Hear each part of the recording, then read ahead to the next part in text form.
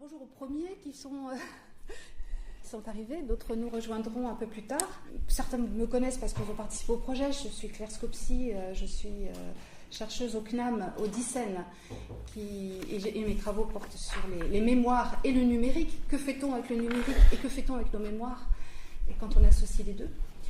Et dans le cadre de ces travaux, j'ai eu l'occasion la joie de travailler avec les Jardins numériques et quelques autres aussi associations, notamment Italiane Rete, sur ce projet qui s'appelle Issus de femmes et qui consistait à essayer à rassembler des témoignages de femmes et de leurs filles, petites filles, bref, de leur lignée, en essayant de rassembler autant qu'on pouvait. Tout d'abord, une première table ronde avec 3 personnes que j'ai contactées parce qu'elles ont d'abord un engagement important auprès des femmes et des femmes immigrées, donc c'est intéressant, et parce qu'elles ont des approches différentes et complémentaires. Certaines se connaissent, ont travaillé ensemble, d'autres pas, mais donc, dans l'ordre, Myriana Morozabachik, qui est chercheuse émérite au CNRS, et qui va se présenter, qui présentera ses travaux, mais qui a effectivement enseigné à Paris 10, Nanterre, à l'Université de Lille, qui a également été professeur en Allemagne et au Japon, et qui travaille beaucoup sur les migrations et beaucoup sur les femmes également. Ensuite, Sarah Clément de Générique, qui est donc responsable du développement de l'association Générique, je vais dire le titre exact, et que j'ai contacté, d'une part parce que Générique, quand on parle d'immigration et aussi des femmes dans l'immigration, c'est incontournable pour moi, mais aussi parce qu'il y a eu une exposition itinérante qui est bien intéressante sur les femmes et l'immigration, et il y a eu des travaux autour des publications, donc c'était pour venir nous parler de cette expérience. Et enfin, Salika Amara. Je remercie Sarah Clément de m'avoir fait rencontrer Salika Amara. Pour qui j'ai un coup de cœur, voilà. Ancien professeur de lettres, militante féministe, auteure et créatrice de la troupe de femmes Kaina, créatrice de plusieurs associations, de journaux. Vous avez fait aussi participé à la création de Radio Beurre, donc femmes de radio, femmes de théâtre, femmes de littérature. Vous avez écrit des livres. Chaque participante a d'ailleurs posé quelques documents que vous pourrez consulter sur la table. Et vous avez aujourd'hui toujours une deuxième troupe de théâtre de femmes immigrées, et vous travaillez beaucoup sur l'interculturel. Vous nous en parlerez tout à l'heure. Voilà. Alors je vais tout de suite laisser la parole à Myriana. Bonjour, merci à Claire et au CNAM, le projet, de m'avoir invité. Ce qui m'a intriguée dans ce projet, c'est vraiment l'approche intergénérationnelle et la mémoire, et également l'approche par les histoires de vie. Moi-même, j'ai derrière moi quelques décennies de recherche. Je suis émérite depuis quelques années déjà. On a eu par exemple une grande recherche européenne, Ethnogeneration, qui dans plusieurs pays, sur le rapport intergénérationnel dans le secteur de l'alimentation. Vous savez que les immigrés sont souvent il y a des petits commerces, et alors comment c'est pas seulement un rapport intergénérationnel, mais aussi un rapport du genre entre hommes et femmes, qui fait quoi, comment s'intègrent les enfants, etc. Une autre recherche, c'était que deviennent les secondes générations. Donc il y a beaucoup d'autres travaux dessus. J'ai commencé par faire la psychologie, donc j'ai un doctorat en psychologie sociale, et j'ai enseigné pendant 9 ans à l'Université de Lille. C'est mes recherches sur l'immigration qui m'ont amené à me considérer, et enfin j'ai fait un DEA en sociologie, il faut le dire. À me considérer comme sociologue, plutôt que mon approche est plutôt sociologique que psychologique, bien que dans mes questionnements, le fait d'avoir un passé, des origines de psychologie, je pense, était un atout plutôt qu'un handicap. Voilà. Alors, comment je suis arrivée aux femmes immigrées? J'ai commencé par faire une étude. Moi-même, je suis d'origine yougoslave. Je suis née en Yougoslavie, je suis venue ici, et j'ai fait à 19 ans, et donc je suis une immigrée.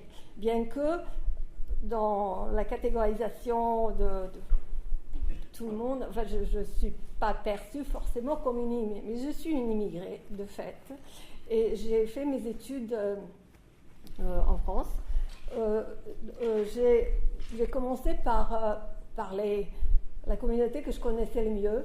Donc, c'était les travailleurs yougoslaves. À l'époque, on ne les appelait pas immigrés, parce qu'on ne parlait pas d'immigration, on parlait des travailleurs temporairement, les gastarbeiter, les travailleurs temporaires. Et j'étais, comme on dit dans notre jargon sociologique et de ceux qui travaillent sur le genre, j'étais myope par rapport au genre. C'est-à-dire, je ne me rendais pas compte qu'il y avait des hommes et des femmes. Je me suis dit, je fais un échantillon, mais je n'ai pas pensé, je vais avoir les femmes. C'est au fur et à mesure, lorsque j'étais sur le terrain, que je me suis rendu compte que finalement, les femmes répondaient très différemment. J'ai introduit, alors que je ne l'avais pas prévu, beaucoup de la comparaison. Donc j'avais une approche genrée, sans le dire. À l'époque, on ne parlait pas de genre. Il y avait encore quelques-unes parmi les chercheuses féministes qui parlaient des rapports sociaux de sexe. Mais donc, les femmes répondaient différemment aux questions sur la nationalité. Elles avaient un autre rapport à la nationalité, un autre rapport à la langue française. Elles l'apprenaient beaucoup plus rapidement que les hommes. Elles avaient aussi un autre rapport par rapport au pays. Enfin, elles étaient moins inclines au retour, par exemple. Voilà, c'est pour faire très vite. Cette question la question en fait qui m'a toujours, que j'ai fait, je travaillais plus tard dans d'autres chasses, était en fait fondamentale. Comment celles et ceux qui vivent dans différents mondes, souvent pas seulement dans deux mondes, à la fois combinent différentes logiques, normes, souvent contradictoires, pour donner un sens à leur conduite là où ils vivent. Alors, mon échantillon à l'époque, c'était les gens de mon âge, c'est-à-dire moi j'étais loin encore de 30 ans, j'ai fait ma thèse très tôt, donc c'était entre 20 et 30 ans, donc qui sont maintenant à la retraite, ceux qui sont vivants. Il y en a que j'ai rencontrés après, ils avaient des enfants, des petits-enfants, et en fait, j'ai pu constater une mobilité sociale, c'est-à-dire les gens qui étaient dans la confection à Sentier avaient je me souviens d'un qui avait un fils qui est devenu assistant à l'université et il est devenu prof entre-temps en économie. Pourquoi j'étais myope? Je trouve que c'est important pour notre sujet et on va peut-être revenir dans la discussion. J'étais en fait produit académique de l'époque où dans les travaux sur l'immigration, mes collègues ne voyaient pas les femmes, ne voyaient pas. Et les femmes immigrées, en fait, étaient doublement occultées, à la fois dans les travaux sur les femmes. D'ailleurs, quand j'ai vu que dans la littérature sur les migrations, je n'en trouvais rien, je suis allée voir du côté des femmes qui parlaient du rapport du patriarcat, de l'oppression des femmes par les hommes, etc. C'était l'époque. Mais non, le patriarcat, c'était la première oppression, et les femmes immigrées en fait gênaient parce que tout d'un coup elles venaient avec une autre oppression, avec d'autres rapports sociaux hiérarchisés qui compliquaient un peu cette. Donc, pour vous donner juste un exemple de cette occultation du côté des migrations, mon premier colloque à Bruxelles où j'ai parlé des femmes immigrées au travail, parce que c'est celles qui étaient les plus invisibles, celles qui travaillaient, on m'a posé la question, mais où est-ce que vous les trouvez? En fait, elles étaient bien dans les statistiques, je n'avais pas inventé, sauf que les gens, d'abord il y avait des statistiques qui les ignoraient complètement, qui ne distinguaient pas entre femmes et hommes. Un autre collègue à l'OCDE, c'était sur les femmes et le développement, il disait, mais je ne vois pas du tout ce que les femmes ont à voir avec le développement. Évidemment, on ne dirait pas ça aujourd'hui. Un autre collègue a écrit même que les femmes immigrées ne travaillaient pas, elles faisaient des ménages.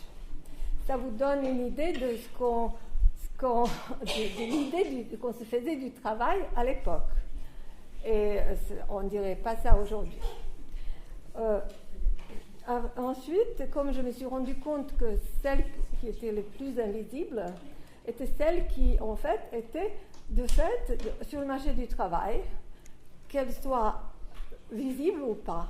Parce qu'il y a, soit elles n'étaient pas déclarées, comme beaucoup de femmes dans la confection, elles n'étaient absolument pas déclarées. Donc j'ai obtenu de l'argent, j'ai fait une grande étude de recherche pendant plusieurs années, internationale, où j'ai comparé la France, l'Allemagne et la Suède.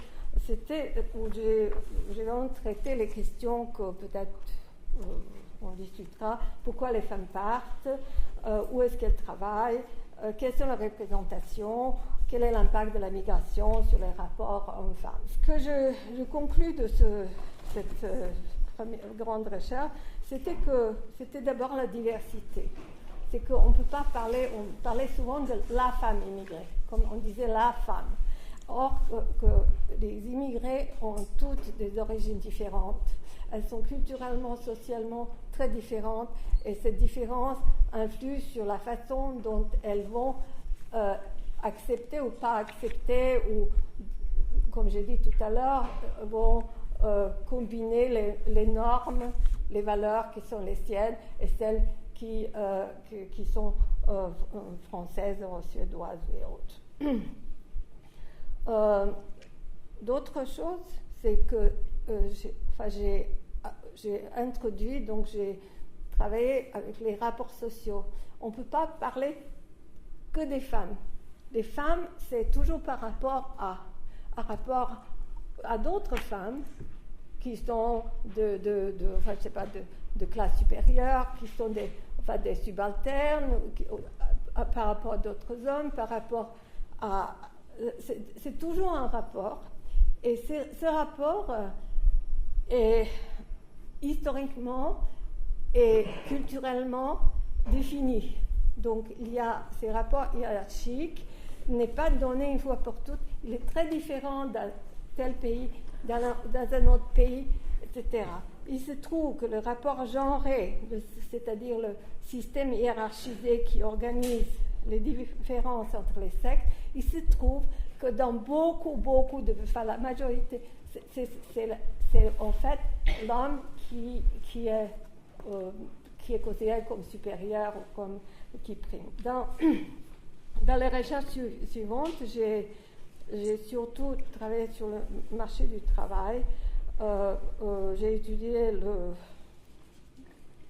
la confection, la régularisation, par exemple, début 82, c'était en 82-83 en fait, on a régularisé 135 000 travailleurs immigrés en France. La majorité, c'était des hommes. Il n'y avait que 17% de femmes.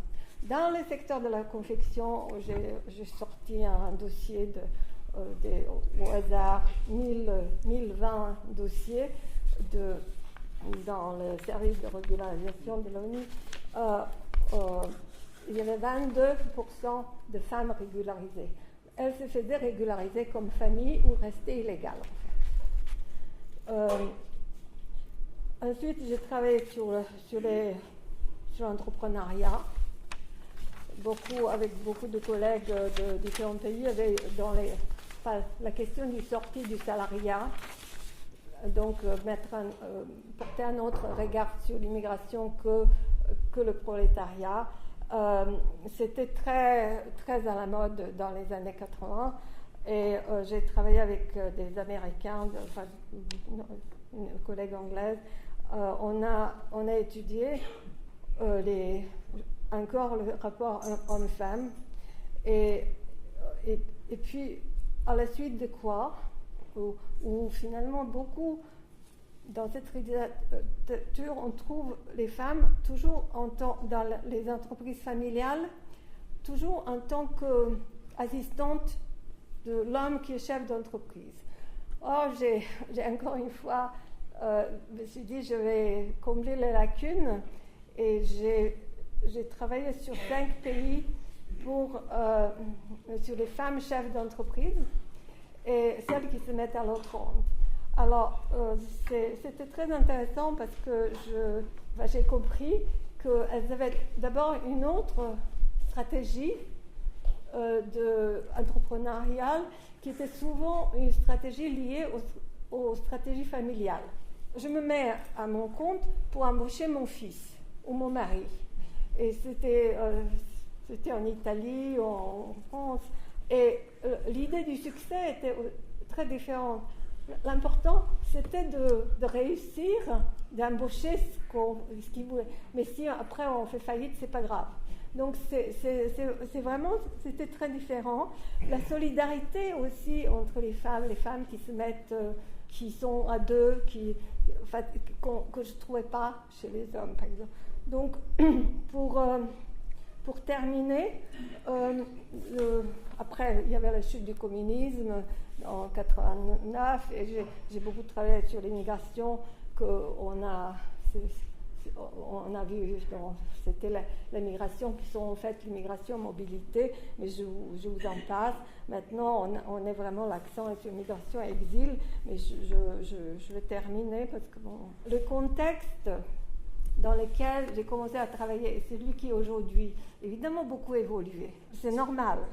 Les migrations ne sont plus en marge ni de nos disciplines, que ce soit économie et géographie, sociologie, anthropologie, histoire, celles qui s'occupent des migrations. Elles sont maintenant vraiment, c'est les sujets nobles. Mon feu collègue Abdelmalek Sayed, il disait que c'était les migrants, c'était la sociologie de migration, c'est la sociologie des pauvres sur les pauvres. En fait, on ne peut plus dire ça comme ça. On ne me dira plus, ce qu'on m'a dit quand j'ai pas passé directrice de recherche. On m'a dit, Myriana, si tu veux passer directrice, change de sujet, ne reste pas au genre et immigration. Mais en fait, je suis devenue directrice de recherche malgré tout. Et en ce qui concerne les femmes immigrées, c'est un sujet qui était occulté avant et qui était en fait, il y avait des associations, c'était un sujet local. Aujourd'hui, c'est vraiment le sujet qui c'est les grands organismes internationaux s'en occupent. C'est vraiment le cœur de lobby européen, de l'ONU, enfin, c'est vraiment le sujet. Or, il y a encore des zones d'ombre très importantes, et je pense qu'on pourra les voir après, comme l'a prévu notre chef de table. Voilà. Merci Myriana, et merci pour le respect du temps de parole qui va permettre à Sarah Clément d'enchaîner en nous parlant de générique en général, et puis des travaux que vous menez. Oui, bonjour à tous, merci de cette invitation, et puis voilà, d'ouvrir une fois de plus un espace d'échange et de parole, d'écoute sur ce sujet-là. Il en faudrait un peu plus partout, puisque voilà, comme le disait Myriana, c'est quand même voilà, des sujets de recherche assez récents, où il y a beaucoup de zones d'ombre encore, même si évidemment le sujet des femmes est toujours très, très d'actualité. Donc Générique est une association qui a été créée en 1987 pour faire connaître et travailler sur l'histoire et les mémoires de l'immigration. Alors c'était porté depuis très longtemps, ces sujets étaient portés vraiment depuis très longtemps par des militants des droits de l'homme, des travailleurs, journalistes, syndicalistes, etc., qui luttaient et se mobilisaient vraiment pour l'égalité des droits et l'amélioration des conditions de travail et de logement pour les étrangers en France. Évidemment, il y avait des femmes, mais quand on a commencé à travailler, je dirais quand même assez honnêtement, un peu tardivement à Générique sur la question des femmes, bon, il y avait, je veux dire, dans l'association des Marocaines de France, dans plein d'associations, il y avait des groupes de femmes, mais c'était pas forcément les femmes qu'on voyait aux premières lignes, en tout cas pour certaines périodes. Évidemment, comme Salika Amara en parlera mieux que moi, pour être actrice vraiment de cette époque-là, ça ne veut pas dire qu'il n'y avait pas d'actrices et de personnes vraiment mobilisées, évidemment, ou d'associations. Mais il a fallu, je pense, je dirais quand même les années 70-80 pour avoir un peu une place sur ces sujets-là pour les femmes. Quand on a commencé à vraiment creuser le sujet sur les femmes, donc Générique, son objet vraiment spécifique, c'est de travailler sur les archives. C'est-à-dire qu'on ne peut pas raconter d'histoire et on ne peut pas travailler sur les mémoires si on ne collecte pas des archives, si on ne sensibilise pas en fait, tous les acteurs, tous les militants des années précédentes sur la préservation, la sauvegarde et la valorisation des archives. Donc c'est un gros travail qui a été mené en parallèle avec le réseau des archives de France et les détenteurs d'archives privées pour aussi confronter ces deux points de vue de histoire, alors je ne sais pas si on dit aussi histoire officielle, histoire publique, enfin, il y a des termes qui émergent aussi un peu sur ces questions-là ces dernières années. Mais les archives privées, du coup, vraiment sur des personnes qui étaient impliquées directement ou concernées par ces questions-là. Donc le travail a été vraiment de conserver, de numériser éventuellement et surtout après de déposer dans les centres d'archives tout ce qui concernait l'immigration en France. Déposer dans les centres d'archives, ça veut dire rentrer dans l'histoire de France, ça veut dire entrer dans le patrimoine national. Donc pour des acteurs et des militants de l'histoire de l'immigration et des droits des étrangers en France, c'était vraiment un enjeu et un objectif essentiel.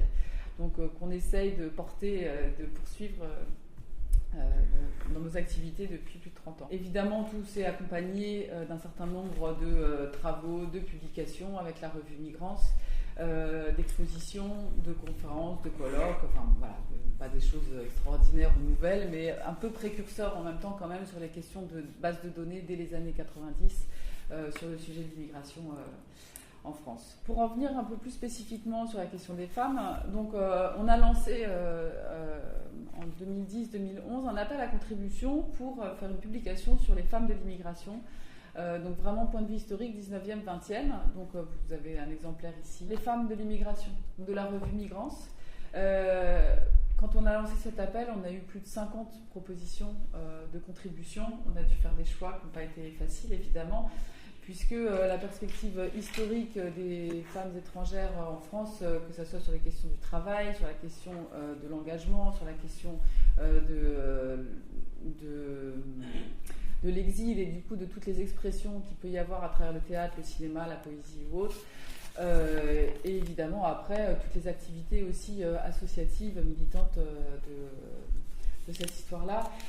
Donc un panorama assez large et évidemment de fil en aiguille de travailler et rencontrer alors soit des chercheurs, soit ce qu'a toujours voulu aussi proposer l'association, c'est de croiser le point de vue des chercheurs et des acteurs de cette époque-là et de croiser donc un peu, pour dire rapidement, histoire, mémoire aussi sur... Donc ça a permis du coup de découvrir aussi de nouvelles histoires, de nouveaux fonds d'archives, de nouvelles luttes parfois qui couvraient un peu tous les sujets et un peu toute la France, et ce qui nous a permis de continuer à enrichir aussi le portail Odysseo, qui est un portail de ressources sur l'histoire de l'immigration en France. En parallèle, enfin dans la continuité, on s'est dit bon, on va pas faire qu'une publication, donc on a organisé une journée d'études l'année suivante à partir du numéro, mais qui aussi du coup invitait les personnes qui n'avaient pas publié dans notre revue à s'exprimer et puis à débattre et à ouvrir évidemment ce temps de rencontre. Et on a pu réaliser ensuite, puisque en travaillant aussi avec le centre Hubertine Auclair, qui est le centre sur l'égalité homme-femme de la région Île-de-France qui est située à Paris, il y a un vrai besoin, il y a un vrai manque de raconter cette histoire, d'avoir un support, un outil pédagogique, culturel, chacun peut donner son appellation. Donc on a produit une exposition qui s'appelle Migration au féminin, un siècle d'histoire en France. Donc là c'est une petite brochure d'accompagnement de l'exposition, mais sinon voilà, elle est visible dans nos locaux, où c'est une exposition itinérante classique de panneaux, donc qui peut tout à fait être présentée dans les maisons des associations comme ici ou dans d'autres endroits qui peuvent intéresser les publics que vous pouvez accueillir. Puis je vais vous montrer plutôt, ce sera un peu plus parlant, un dernier projet qu'on a réalisé ensuite, une exposition virtuelle en ligne, alors qui est vraiment d'une autre forme et d'une autre intention que l'exposition que vous avez réalisée, qui sera montrée après, mais qui permet de voir d'avoir un peu un aperçu des différents éléments dont je vous ai parlé avant. C'est une exposition sur les femmes de l'immigration pour l'égalité et contre les discriminations entre les années 70 et les années 90 et qui donc permet de mettre en avant et de raconter l'histoire des femmes à travers des documents, des témoignages, etc.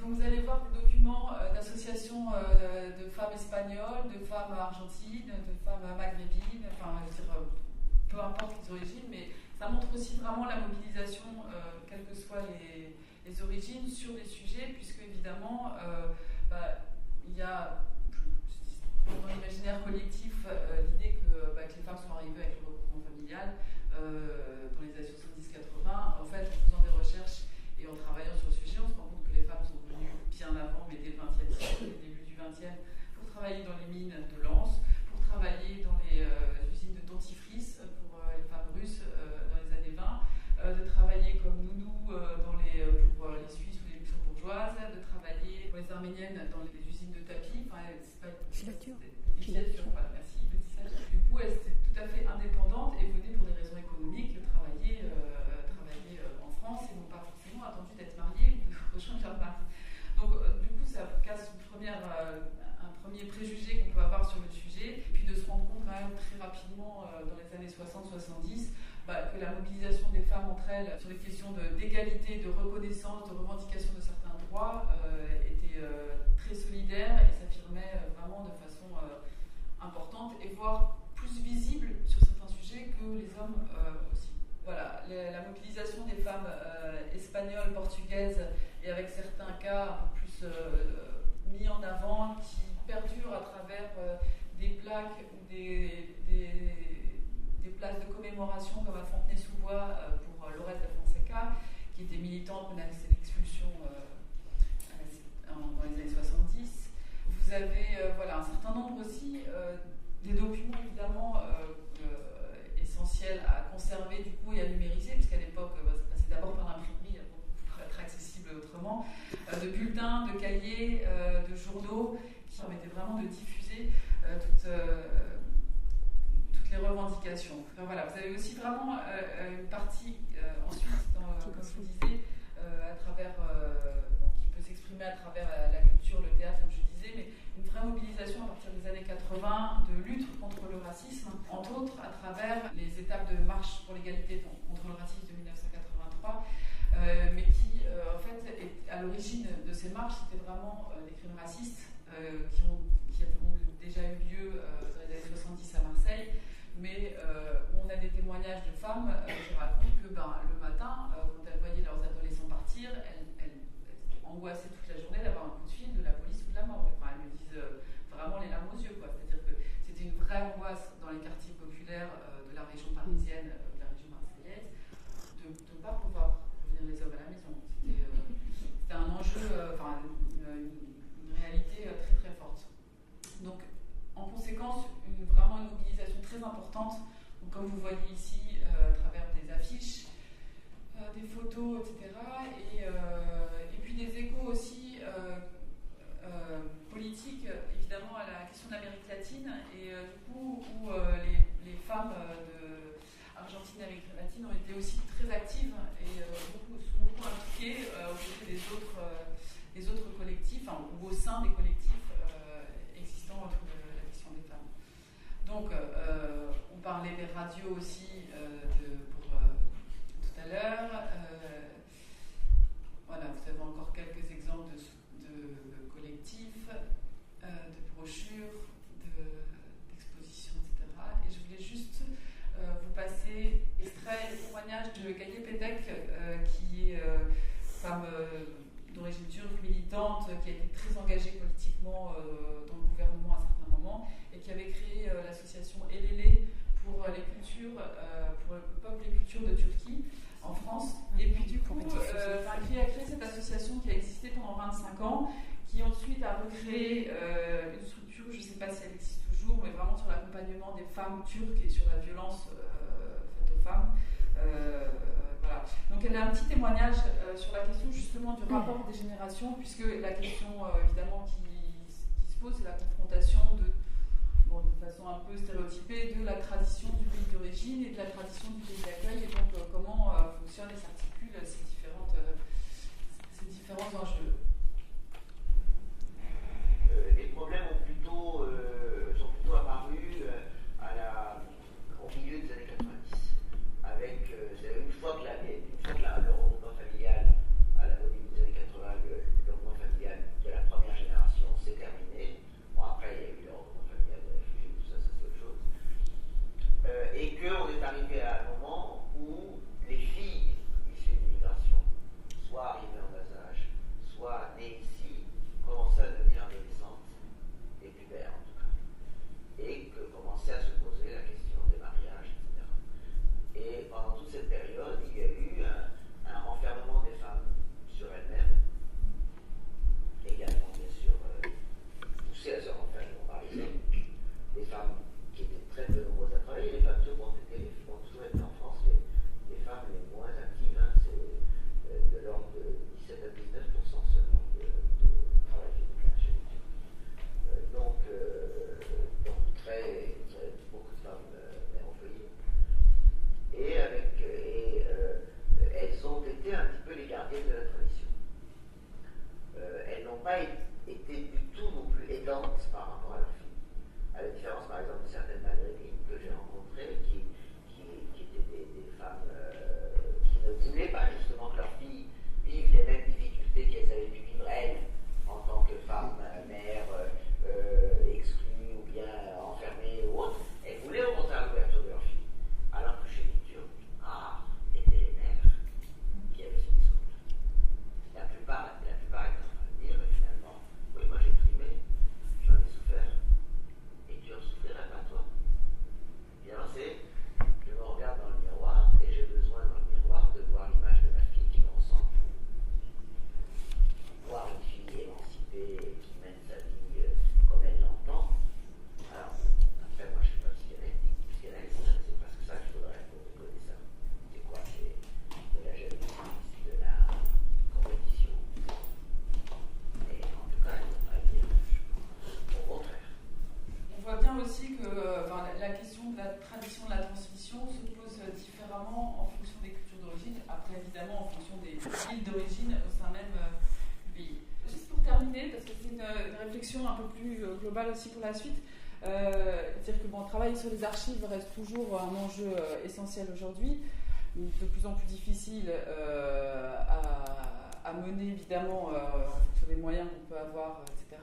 Mais aussi que la production d'archives électroniques, d'archives en ligne, de tout ce qui existe est d'une telle profusion que c'est vraiment compliqué c'est de savoir comment on trie, comment on gère, etc. Donc il y a des projets qui se font, et je voulais raconter une petite anecdote, parce qu'il y a quand même des chercheurs qui travaillent évidemment sur la question des réseaux sociaux et sur la question de l'utilisation par les migrants des réseaux sociaux.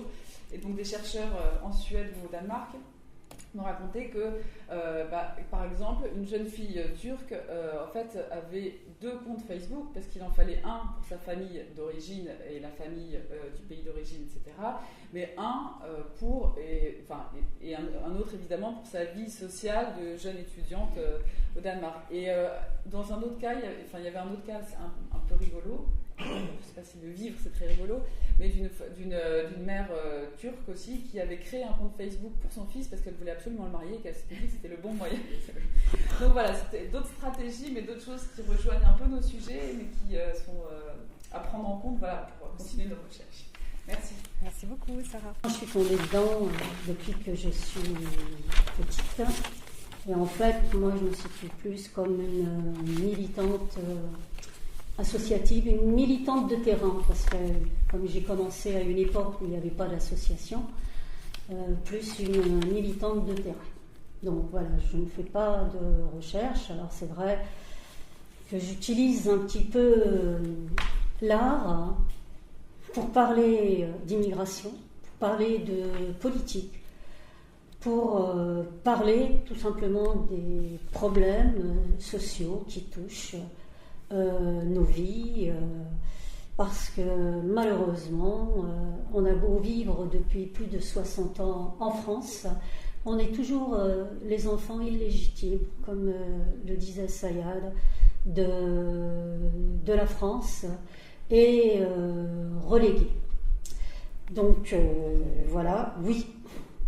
La visibilité des femmes dans l'histoire des luttes de l'immigration reste une préoccupation. Donc je voulais quand même remercier les personnes qui m'ont invitée aujourd'hui pour faire part un petit peu de mes différents combats.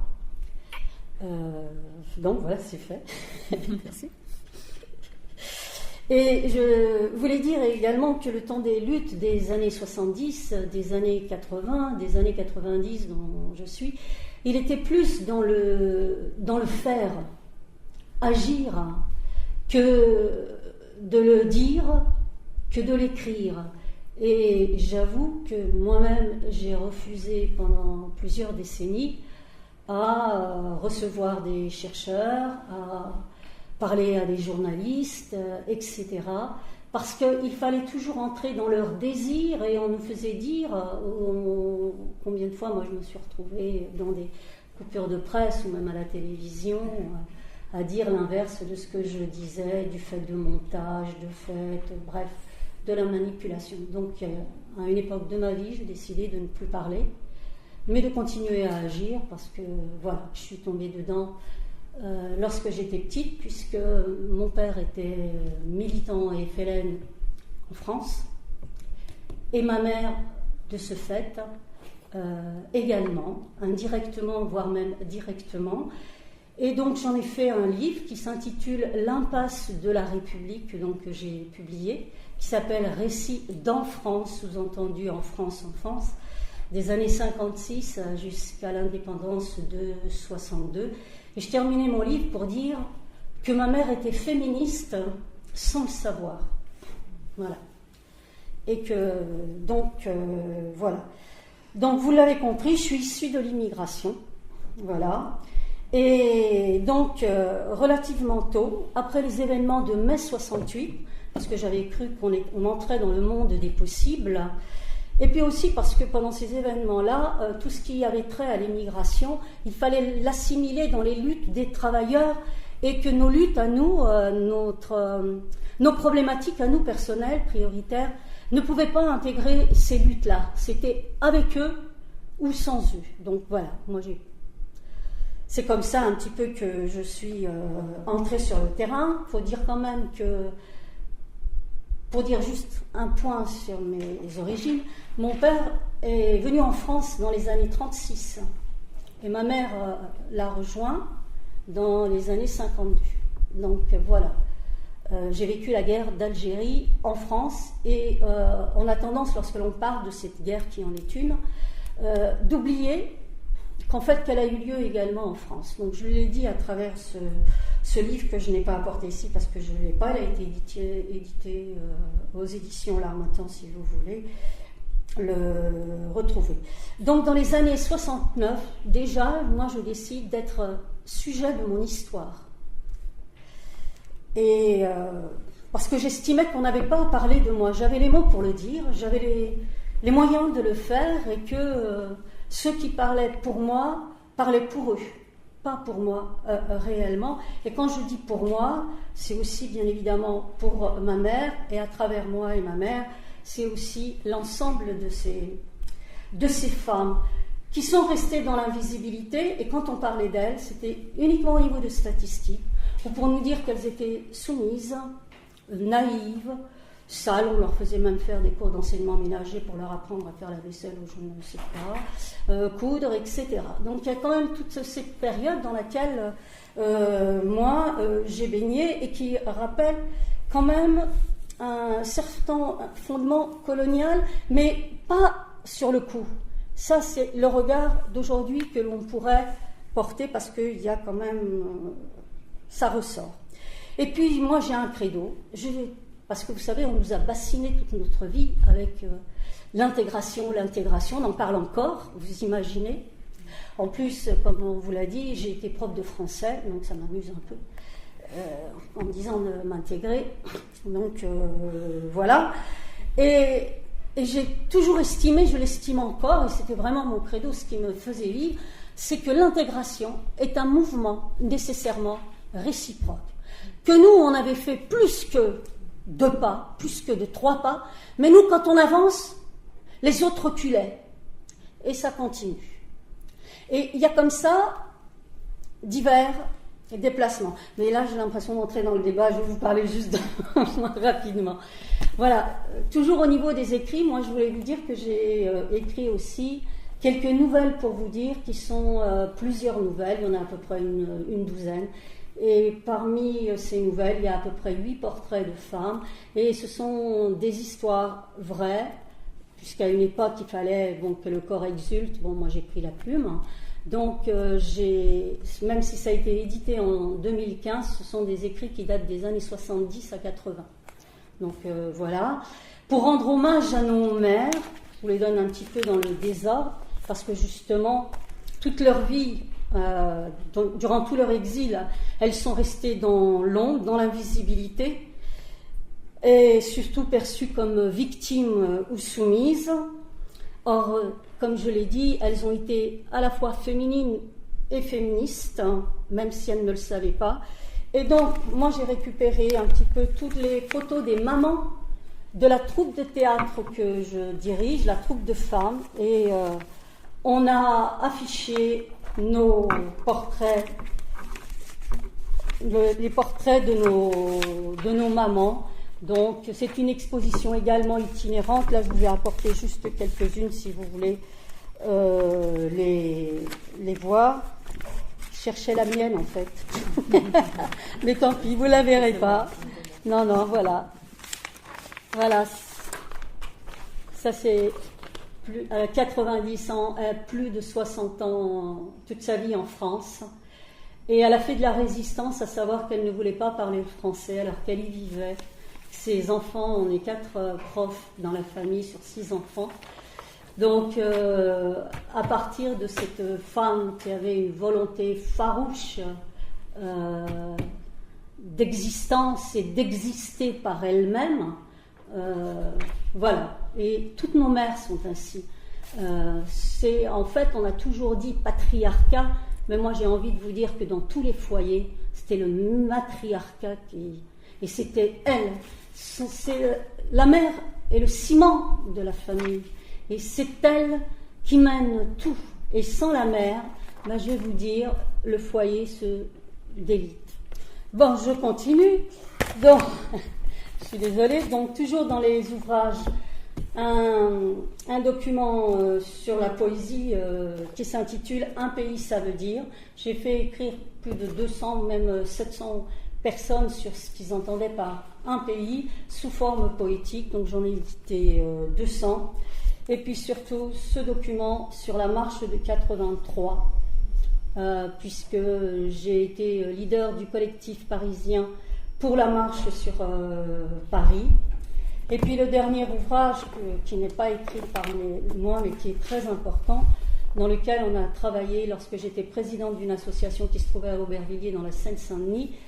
Et nous avions un foyer où nous recevions uniquement des jeunes majeurs qui étaient en état de fugue du fait du mariage forcé ou du mariage arrangé. Donc on a mené tout un travail pendant pas mal de temps, pendant plusieurs années. C'était la seule structure qui existait en France. On a dû la fermer vers les années 90.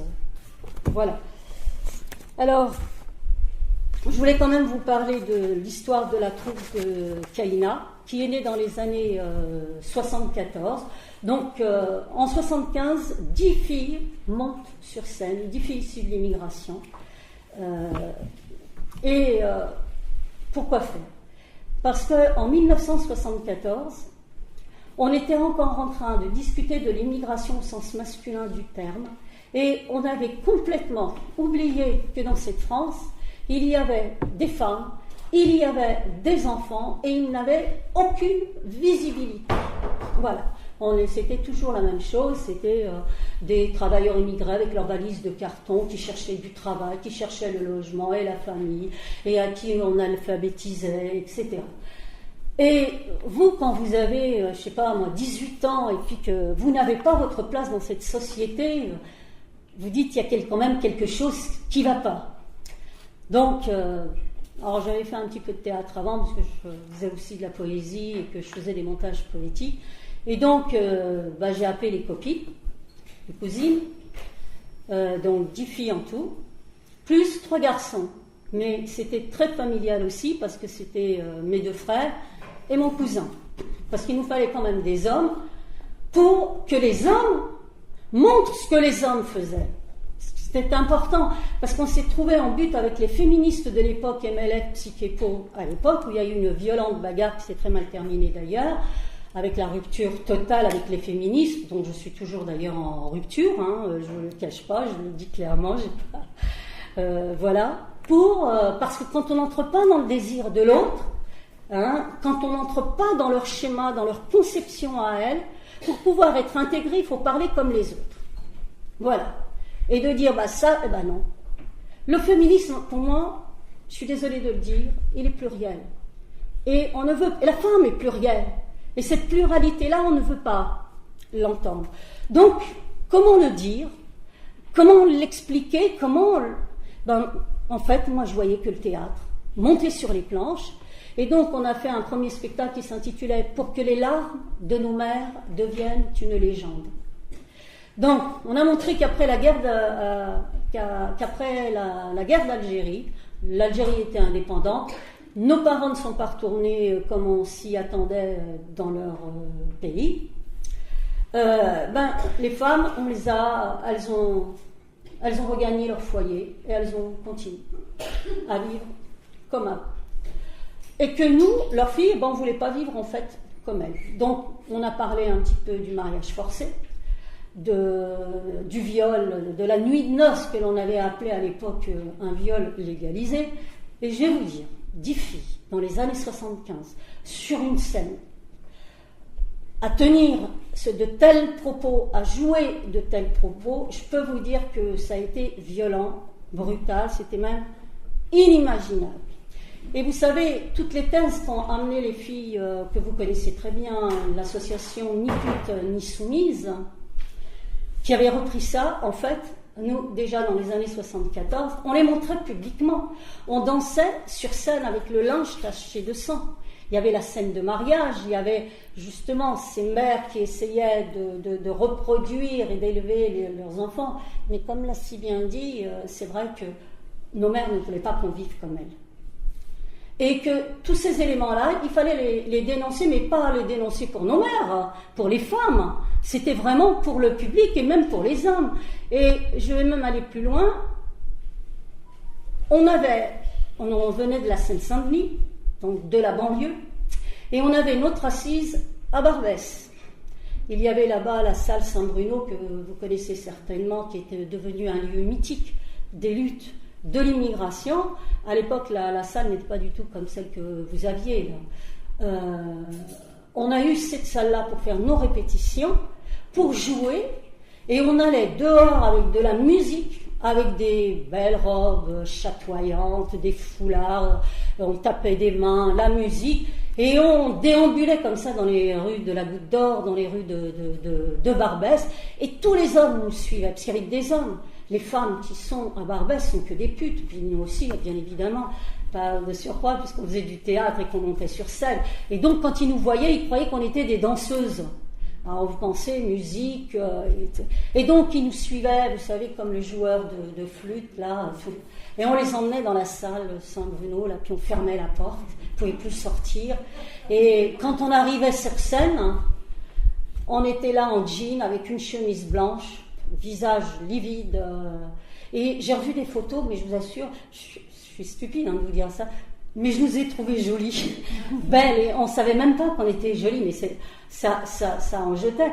Et donc les hommes en prenaient plein la figure, et il fallait le faire, parce que je me suis dit, mais on était complètement... on s'est même déjà fait arrêter par la police en plein Barbès. Ils nous demandaient nos papiers, parce qu'il y avait un attroupement d'hommes... C'était gigantesque. Et nous, là, 10 femmes, là, avec toutes nos robes, ça... Bon, voilà, on a eu beaucoup de soucis. Il y aurait beaucoup de choses à dire. Et à cette époque-là, on n'était ni en association, on n'avait pas d'argent. Ça veut dire qu'on finançait tout. C'est une troupe qui a joué quand même pendant 12 ans. On a fait des tournées en France et on a fait un deuxième spectacle qui s'appelait Famille Benjeloun en France depuis 25 ans. Puisque vous parlez de l'engagement public avec cette troupe de théâtre, de l'aspect militant et politique, des relations avec les autres mouvements féministes, est-ce que les femmes immigrées, elles sont solitaires ou elles sont collectives? Est-ce que vous avez pu chacune, avec vos travaux, avec les archives et les expositions que vous avez pu faire, et puis vous bien sûr avec l'expérience de terrain, quelle est la visibilité, quelle est l'action de ces femmes dans l'espace public? Mariana, vous commencez? Oui, je peux, mais je vais être très brève parce que je pense qu'il faut donner la parole plutôt à celles qui sont plus sur le terrain que moi, bien que j'étais aussi sur le terrain, mais un autre. Je pense que la seule chose qu'il faut vraiment souligner ici, et je pense que ce que Salika vient de dire, c'est la diversité. C'est que vraiment toutes les femmes sont très différentes dans les diversités d'origine et de diversité sociale. Il y en a, par exemple, les femmes de l'Est, dont on parle pratiquement jamais parce qu'on beaucoup plus rarement, elles sont beaucoup plus solitaires.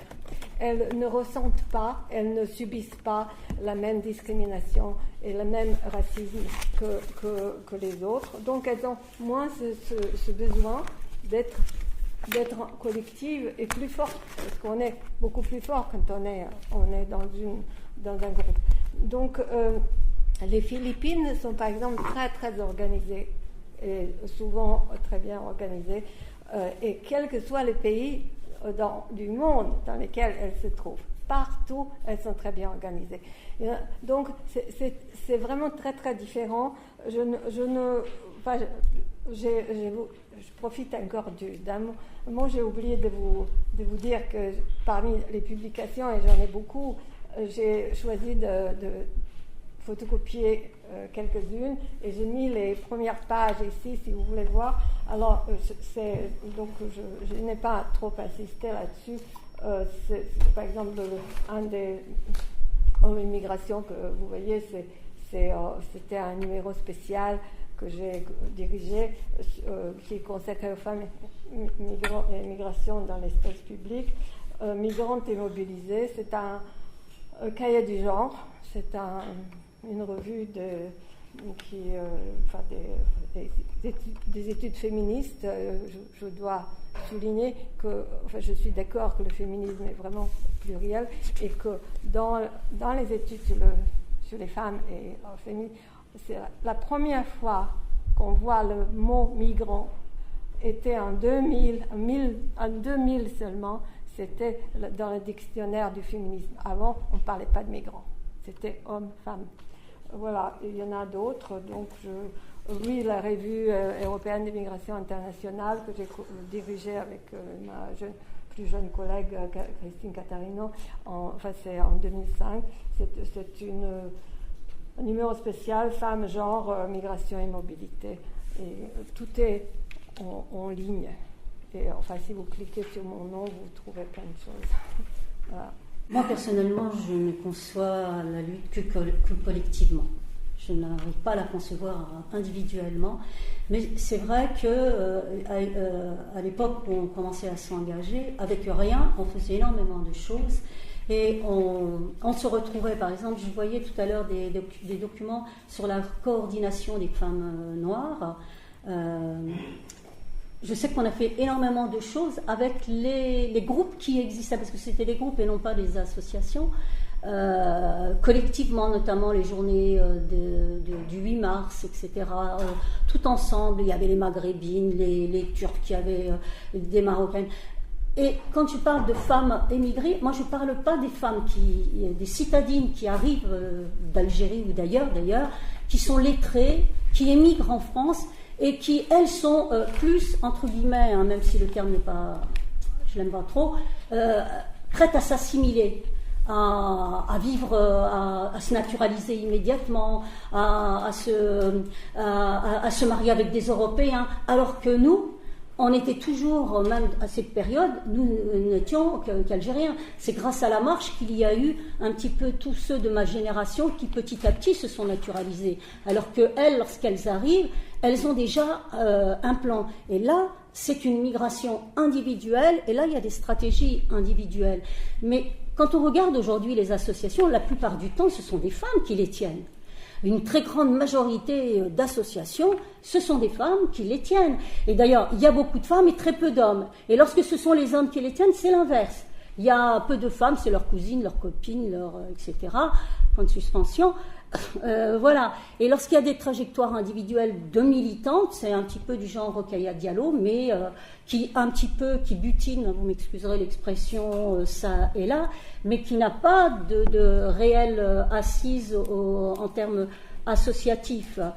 Et ce qui était aussi important de dire, et je voulais le dire quand même un petit peu avec la marche, lorsqu'on s'est lancé dans cette aventure, il faut dire quand même que c'était à cause des violences policières en 83. Vous savez qu'on dénombrait une quarantaine de victimes maghrébines en majorité de bavures policières. Et c'est là-dessus un petit peu que qu'est partie la marche des jeunes lyonnais en parcourant pendant 52 jours toute la France, de Marseille jusqu'à Paris.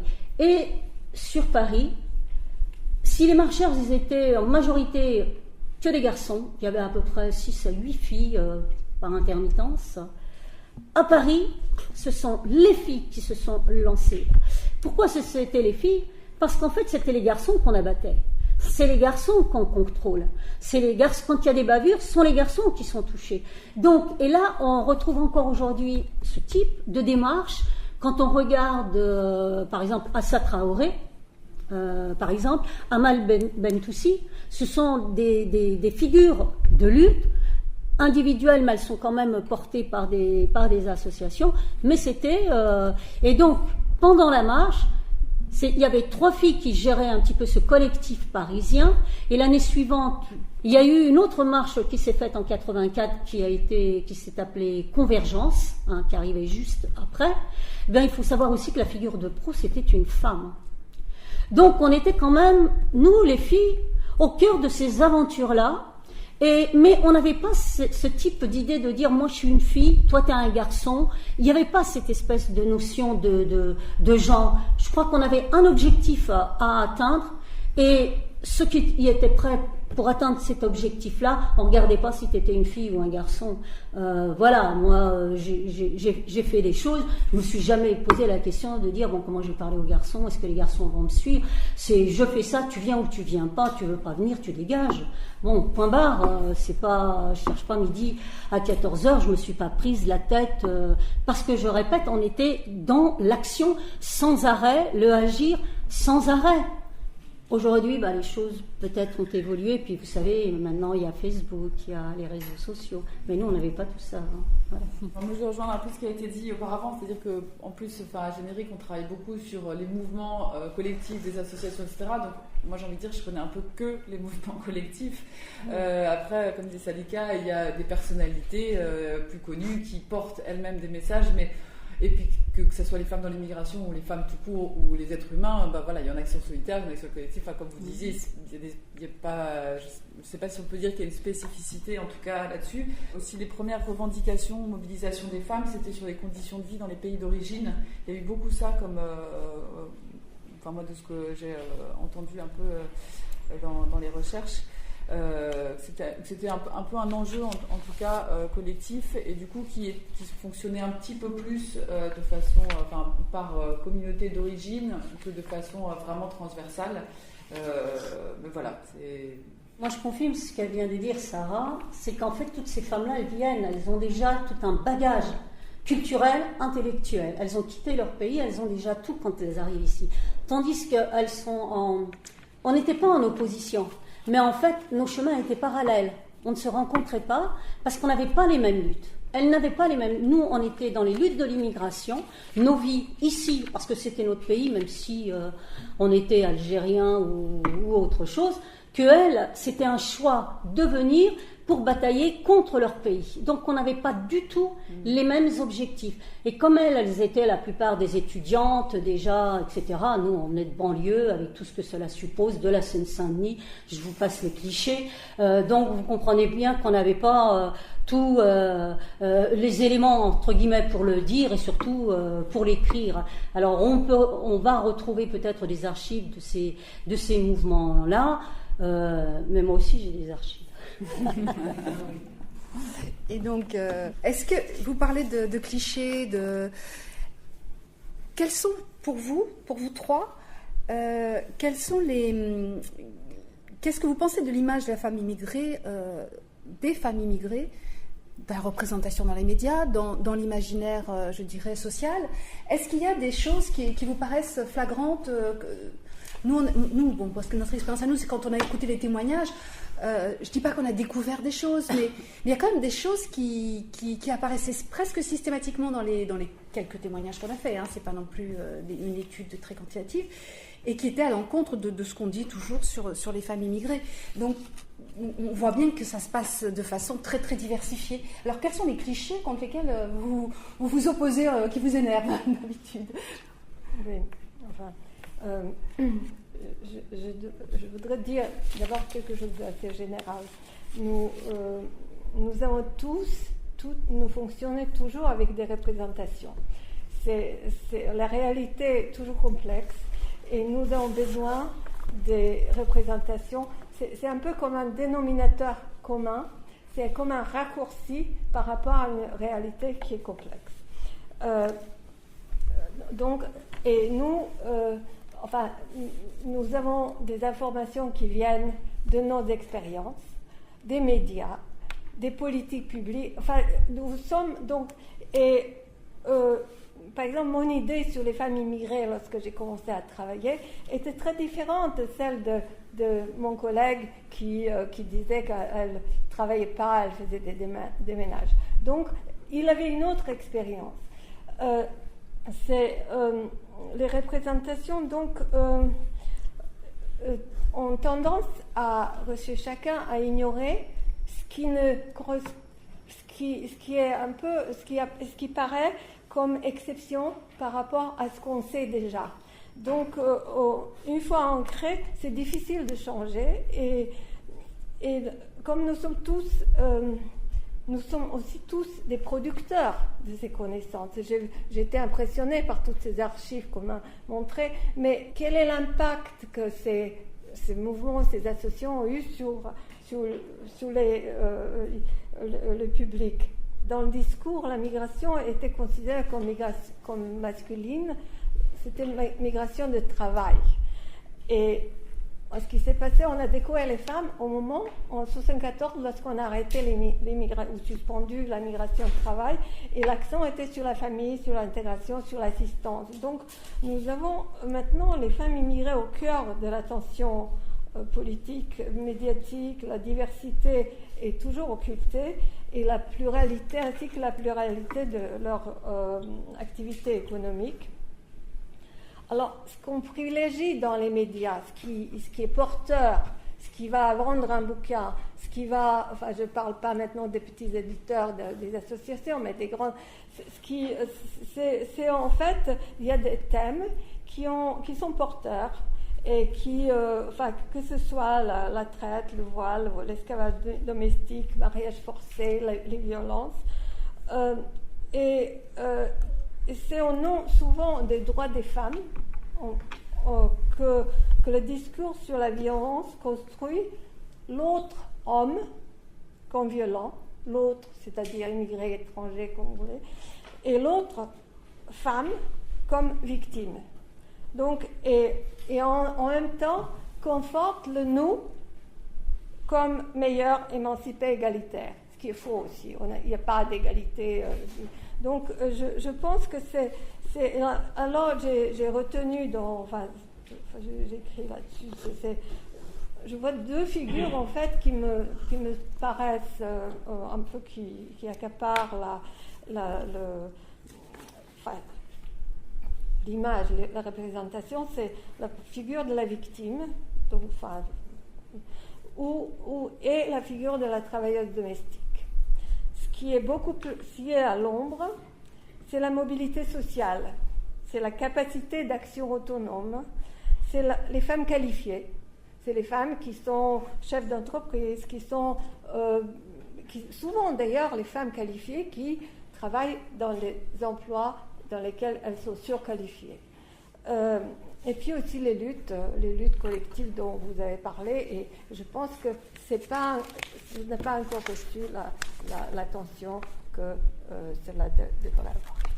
Merci Mariana. Donc vous voulez dire que effectivement nous les chercheurs on contribue parce que les objets de recherche qu'on pointe et encore aujourd'hui je relisais encore des ouvrages. On aura de l'argent pour certains thèmes. Continue à être dans l'extrême. Voilà. Alors l'image. Sans argent on peut pas. Bien reprendre Sarah, battez-vous Sarah.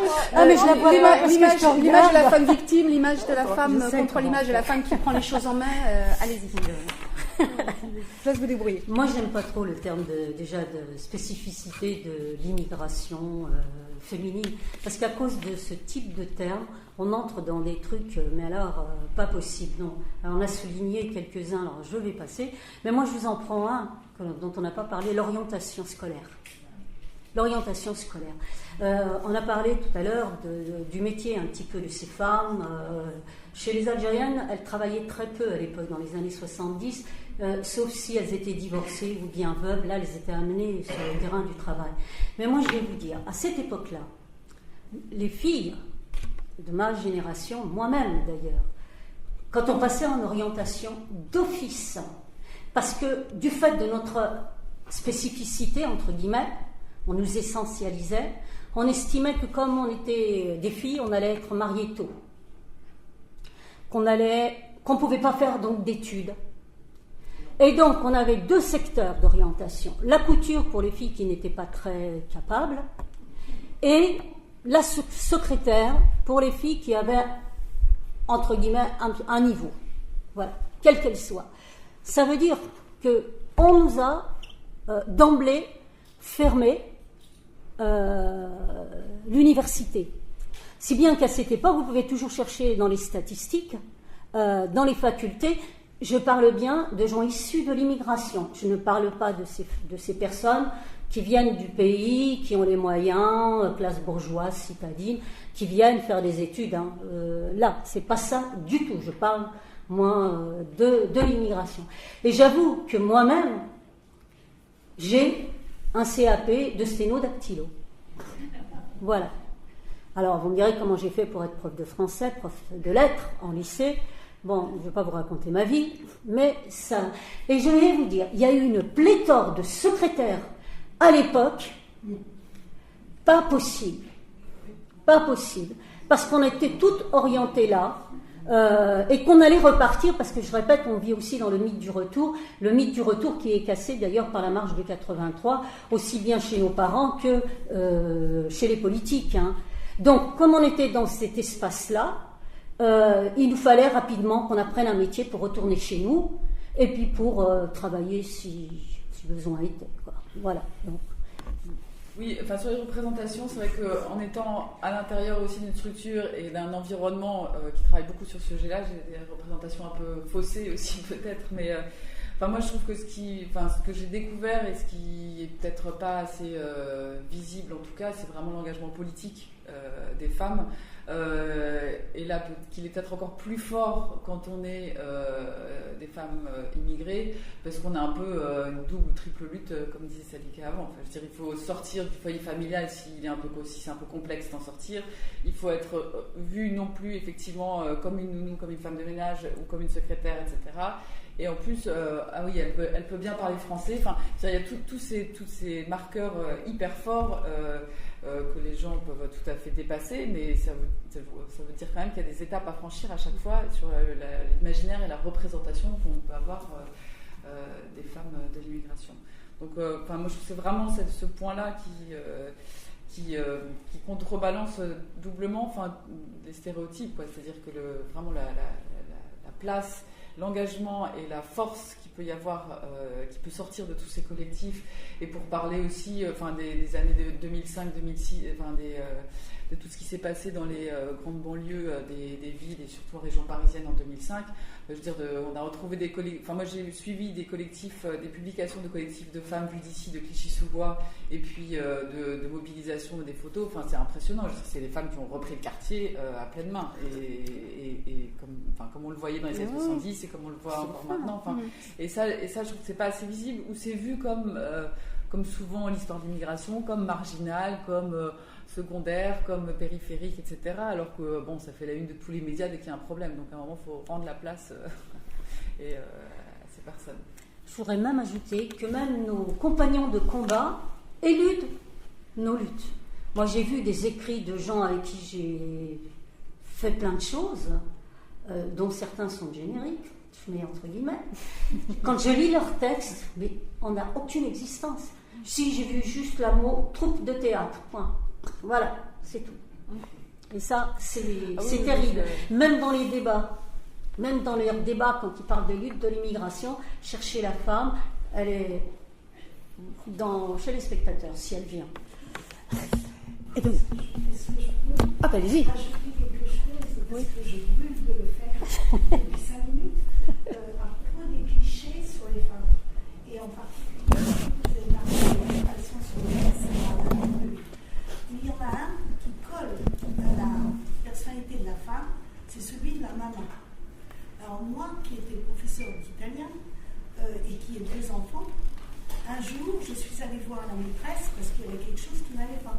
Alors, elle m'a répondu, oui, mais vous êtes italienne, la maman, on sait ce que c'est, vous êtes possessive. Or, moi, je ne suis pas possessive, je suis seulement attentive à ce qui se passe. Et c'est un cliché qu'on a du mal à enlever même aujourd'hui. Alors ça, pour les femmes, s'il y a une lutte à faire, c'est au niveau de l'éducation. Nous ne sommes pas que des mamas qui font des spaghettis ou du couscous ou ce que vous voulez. Il y a aussi autre chose dans la femme, dans la famille elle-même, qui est beaucoup plus structurée qu'une simple maman. Même si j'ai beaucoup de respect pour les mamas qui m'ont également suivi. Voilà. Juste pour conclure cette table ronde, avant de faire une petite pause, donc en fait, vous avez produit des expositions, des ouvrages scientifiques.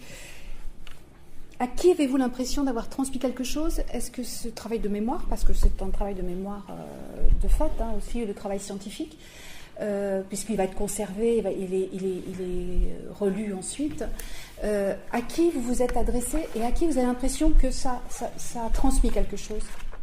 Voilà. Est-ce que ça transmet le travail scientifique? Oui. Je pense, nous, forcément, on s'adresse, à moins qu'on publie chez les grands éditeurs. Moi, ça dépend ce que j'ai publié en anglais. C'était vraiment, ça a eu un retentissement extraordinaire. En français, je pense, quand on publie chez un grand éditeur, on a beaucoup plus de... quand on publie dans des revues qui sont orientées vers le public spécialisé et le public... Bon, il y a des revues comme la Revue européenne de migration internationale. C'est quand même un... Mais est-ce que ça a un impact? Je n'en sais rien. Je suis, si quand même beaucoup, je suis vraiment très très contente de voir que maintenant les doctorantes il y a tellement de doctorats sur les femmes et l'immigration. De mon temps, c'était impossible. Personne n'aurait accepté un sujet pareil. Donc, je pense que j'y ai un peu contribué. Mais je trouve que c'est vraiment cet impact est très difficile à saisir. Et je pense que les médias, je sais pas, le grand public, ça, on est maintenant, les réseaux sociaux. Je pense qu'on est à moins de vraiment d'être complètement à la télé et tout. Je pense que l'impact est limité dans le grand public. Limité. Ce que je constate, par exemple, je vois, il y a quelques hommes dans les salles maintenant. Au Japon, il y avait, j'ai dit tout à l'heure à quelqu'un au Japon, il y avait la moitié de garçons, enfin dans les classes d'étudiants. Donc ça a beaucoup changé. Avant, il n'y avait que des femmes qui parlaient aux femmes. Et maintenant, ça a un peu changé, mais pas entièrement. Juste par rapport à ce que vous dites, la question de rapport homme-femme ou même d'étrangers immigrés et résidents, c'est une question pour aussi reprendre la question, la non-question d'intégration. L'important, c'est les interactions, c'est les relations entre les gens. Oui, et c'est absolument pas de focaliser ou de spécifier un groupe par rapport à un autre, parce que sinon, on ne fait que renfermer encore plus les uns et les autres. Alors nous le travail qu'on fait, les choses en ligne c'est toujours un peu compliqué de savoir vraiment qui le regarde, ce que ça fait, etc. Les expositions itinérantes et puis les rencontres qu'on a pu faire autour de ces expositions là, elle a pas mal tourné dans les collèges, dans les établissements scolaires. Alors mes collègues qui accompagnaient parfois quand c'était demandé par les enseignants, on sentait au début un groupe d'ados qui arrive voir une expo dans un sous-sol d'une association arriver un peu chahuté, etc. Et puis en fait, il y a quelques fois où ça a vraiment déclenché des questionnements, des intérêts, des discussions au sein de l'établissement, au sein de la classe et du groupe, de façon assez importante. Et assez surpris, d'une des photos dont je vous parlais tout à l'heure, d'une photo de recrutement de femmes et enfants dans les mines de Lens en 1931, qui interloque un peu par rapport qui interpelle par rapport à ce qu'on peut avoir comme idée. Et puis les groupes aussi, donc on a pas mal d'associations qui accompagnent, d'associations de femmes déjà, et de femmes immigrées qui sont venues voir l'exposition aussi, ou qui l'ont accueillie dans leurs locaux, et de sentir que d'être concerné par un sujet d'exposition, et du coup de faire partie, de ne pas être juste un élément extérieur à l'histoire, mais du coup d'avoir conscience que ce que les personnes peuvent vivre, d'autres l'ont déjà vécu, et qu'en fait il y a un lien et qu'il y a une histoire dans tout ça. Ça c'était aussi une résonance un peu important pour les femmes qui découvraient un peu toutes ces luttes, ces combats, etc. Voilà. Alors moi j'ai plutôt la chance parce que comme nous on fait du théâtre et on joue en public, même avec le dernier spectacle qui tourne déjà depuis 3 ans, qui s'intitule « Sois re-belle et tais-toi, T'-E-S ». Comme on l'a joué dans plusieurs endroits qui ne sont absolument pas identiques, le public est complètement différent. D'abord, on s'adresse à tout le monde. Le spectacle est visible à partir de l'âge de 12 ans jusqu'à... donc, c'est très divers. Il y a toutes les générations confondues, et même dans la pièce, c'est de 23 ans à plus de 60, comme c'est moi la plus vieille, j'ose pas dire mon âge. Voilà. Donc, on le voit. Et selon l'endroit, il y a une espèce d'identification qui se fait, parce que ce sont 10 femmes qui se racontent et qui se la racontent pour lutter contre les préjugés dont elles font l'objet. Donc justement pour enlever tout ce dont on parlait tout à l'heure, des spécificités, etc. C'est des filles qui ont de la gueule, qui ont du bagou, et elles sont vraiment... voilà. Et j'avoue qu'on déménage sur scène. En plus, moi je joue la coach, la française, qui est coach et qui prend des femmes en réinsertion.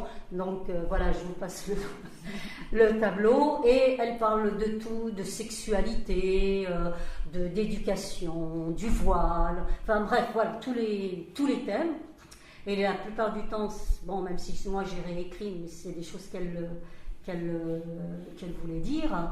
Donc ça dépend des endroits. Certains, il y a une identification qui se fait. On a plusieurs cahiers, j'allais dire pas de doléances, cahiers d'ordre.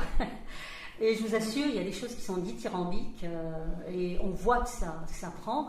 Et même pour l'autre public, je trouve que c'est il est très divers. Et c'est important parce que là, ils ont affaire à des femmes. En plus, on fait un débat obligatoirement à la fin.